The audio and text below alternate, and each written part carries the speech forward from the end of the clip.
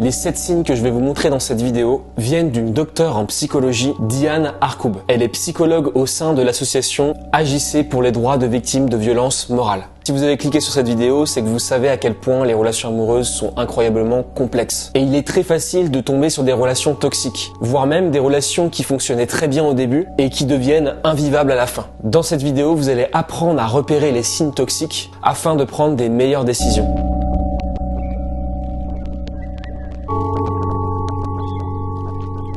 Premier signe, votre relation a été passionnelle. Alors évidemment, il est normal d'être enthousiaste dans une nouvelle relation, mais vous devez conserver un sens critique vis-à-vis de la personne avec qui vous êtes. C'est ce que j'appelle une conscience amoureuse. C'est une sorte de garde-fou que vous avez entraîné et qui vous permet d'éviter de tomber à pieds joints dans des relations qui vont vous détruire. Et si je vous dis ça, c'est pas pour rien, c'est parce que les relations amoureuses sont extrêmement passionnelles par nature. On est programmé pour ressentir de vives émotions, que ça soit au début ou à la fin de la relation. Nous avons tendance à oublier que nous restons des mammifères avec un fort instinct de reproduction. Et si cet instinct de reproduction ne se manifeste pas en tout temps et tout lieu, votre corps a tendance à vous envoyer des signaux extrêmement positifs lorsque vous avez un partenaire amoureux et extrêmement négatif lorsque vous le perdez. Comme toutes les émotions humaines, ces signaux vous permettent de garantir deux choses, votre survie et votre reproduction.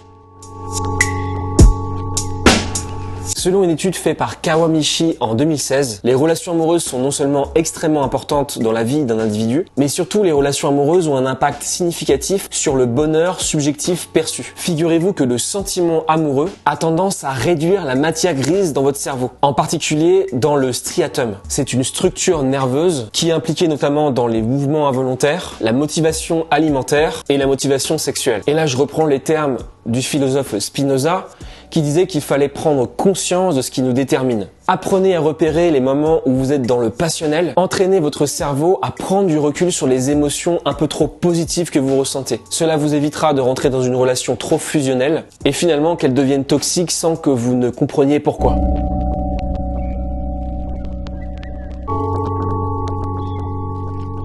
Le deuxième signe toxique selon la psychologue, c'est lorsque le partenaire vous enlève votre autonomie. En fait, votre partenaire a peur de vous perdre et donc va mettre en place des stratégies pour vous contrôler, pour vous empêcher de partir. Alors ce qu'il faut bien comprendre à ce stade, c'est que d'un point de vue évolutif, les causes qui déterminent nos comportements sont multiples, mais peuvent se regrouper en deux catégories. La première, c'est la cause proximale, c'est l'aspect psychologique. Par exemple, vous ressentez une jalousie très forte, ce qui engendre un comportement de contrôle envers votre partenaire. Et enfin, il y a la cause ultime. C'est une programmation archaïque, inconsciente, qui nous dépasse largement et qui nous fait faire des choses à notre insu. Le sentiment de jalousie est généré par ces programmations archaïques. Sa cause ultime est la protection de ses intérêts reproductifs. Vous n'avez aucun intérêt à ce que votre partenaire aille voir ailleurs. Donc vous mettez en place des actions pour l'empêcher de le faire, de manière totalement inconsciente. Et à ce titre, les hommes sont extrêmement jaloux pour la simple et bonne raison qu'ils ne peuvent pas contrôler l'enfant qui va naître. En d'autres termes, ils veulent éviter que l'enfant qu'ils vont élever ne soit pas le sien. Et donc c'est pour ça que c'est intéressant pour lui que la femme ait un contact très limité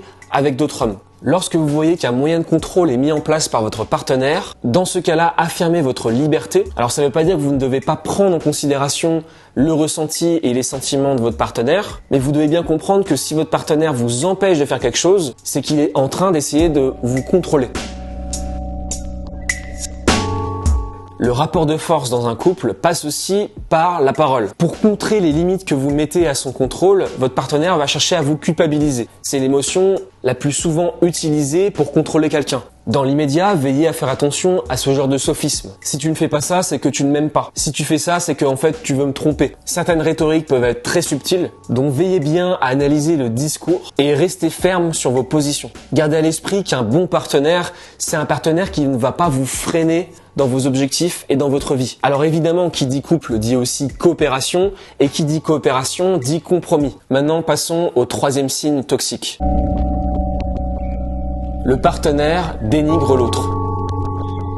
La dévalorisation, c'est aussi une manière de vous contrôler. Alors attention, il faut faire la différence entre agressivité et colère. L'agressivité peut se manifester sans colère, de manière très vicieuse, alors que la colère est plutôt explosive et passagère. Que ça soit l'un ou l'autre, ces deux actions ont un impact puissant sur la personne qui l'a subi. perte d'estime de soi, de motivation et même des troubles dépressifs. Alors ce qui est intéressant de noter là-dessus, c'est que l'agresseur et l'agressé sont tous les deux en proie à du stress. La différence, c'est que celui qui agresse l'évacue justement grâce à vous. Le neurologue et biologiste Henri Laborit, ou Henri Laborie, je sais pas comment on dit, l'a démontré avec des expériences sur des rats. Les rats qui sont stressés et seuls dans leur cage finissent malades, alors que s'ils ont un congénère qu'ils peuvent attaquer, leur santé physique est préservée. Observez bien les comportements de votre partenaire et ne vous laissez en aucun cas marcher dessus sans rien dire. Si vous vous soumettez, vous augmentez le pouvoir de votre partenaire et détruirez au passage votre confiance en soi. Et si vous pensez qu'en courbant les chines, en vous excusant en permanence, ça va changer quelque chose, c'est complètement faux. En fait, c'est tout l'inverse qui se produira. Sans en avoir vraiment conscience, votre partenaire peut vous utiliser comme une poubelle émotionnelle et c'est pour cette raison que vous devez conserver à tout prix un rapport de force équilibré.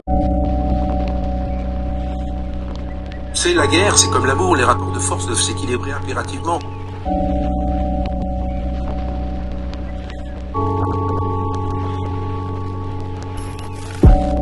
Quatrième signe, le partenaire coupe la communication. C'est une forme de violence silencieuse. Alors là, on est sur une forme d'agressivité passive. L'objectif est de créer de l'incertitude en vous et de la souffrance par une forme d'indifférence. Au lieu de résoudre le problème, le partenaire va chercher à couper la communication. Et si ça fait si mal, c'est parce que votre cerveau n'aime pas l'incertitude. Vous passez de tout à rien. Vous ne savez pas ce que votre partenaire pense. Vous ne savez pas si ça va se terminer. Vous ne savez pas comment résoudre le conflit. Bref, vous êtes dans le flou. Et ça, le cerveau, ça le fait vriller. D'ailleurs, on croit à tort que l'inverse de l'amour, c'est la haine, alors qu'en réalité, c'est l'indifférence. Mon conseil est le suivant, vous devez prendre les devants, faire en sorte qu'il y ait une discussion, ne pas laisser les choses telles qu'elles sont car vous allez juste souffrir davantage. Et si ça ne marche pas, vous devez mettre en place un ultimatum. Pour certaines personnes, c'est la seule manière de faire réagir. Faut bien comprendre que votre partenaire qui a des comportements toxiques, et je dis bien qui a des comportements toxiques, il faut pas non plus essentialiser en permanence, elle part du principe qu'elles ont le contrôle, qu'elles peuvent tous se permettre. Et dans ces cas-là, votre seule arme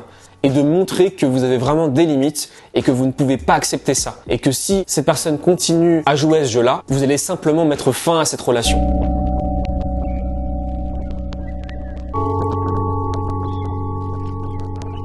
Le cinquième signe toxique, c'est quand les violences ne sont pas proportionnelles. Alors ça, c'est vraiment symptomatique de quelqu'un qui décharge ses propres insécurités, ses propres frustrations sur vous. Par exemple, vous renversez un verre d'eau sur votre partenaire sans faire exprès et il vous insulte et vous fait la gueule pendant toute une journée. Ce n'est pas proportionnel et vous ne devez pas vous laisser faire. En sixième, le partenaire vous donne l'impression d'avoir fait exploser une bombe, mais une fois que c'est passé, c'est comme si ça n'avait pas existé. Donc tous les comportements que je décrivais juste avant, des violences qui sont pas du tout proportionnelles, ça coupe la communication, ça vous fait des reproches sans arrêt et une fois que c'est passé, c'est comme si ça n'avait jamais existé. Ça démontre bien l'inconscience de ce comportement. Face à cette déconnexion, vous ne pouvez pas faire grand-chose. Vous pouvez essayer de lui faire comprendre la conséquence de ses réactions, mais quand vous êtes face à quelqu'un qui pense que c'était tout à fait légitime de s'énerver comme ça, tout à fait légitime de couper la communication, tout à fait légitime d'avoir ces comportements toxiques envers vous, parce que c'est mérité, malheureusement, vous ne pourrez pas faire changer cette personne.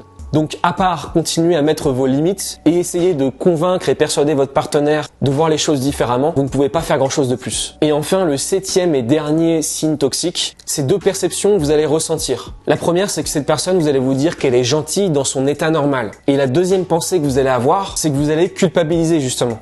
Vous allez vous dire, finalement, à chaque fois qu'il y a eu un problème, c'était de ma faute. Et c'est ce que votre partenaire vous dira. Il vous dira, c'est à cause de toi si je me suis énervé. En fait, vous aurez 100% de la responsabilité des disputes. Et en fait, cette ambivalence, ce contraste qu'il y a entre votre partenaire qui est adorable et votre partenaire qui devient une autre personne, qui est toxique, combiné au sentiment de culpabilité que vous fait porter votre partenaire, va vous maintenir dans cette relation. L'ambiguïté a ce pouvoir. Il paralyse la prise de décision. Et si on arrive à vous faire porter entièrement la responsabilité, vous allez relativiser la situation et vous continuerez à la subir. Votre partenaire a aussi la responsabilité de sa colère et de ses réactions, surtout quand elles sont excessives. Et même si son ressenti est tout à fait légitime, cela ne lui donne pas le droit de faire ce qu'il fait.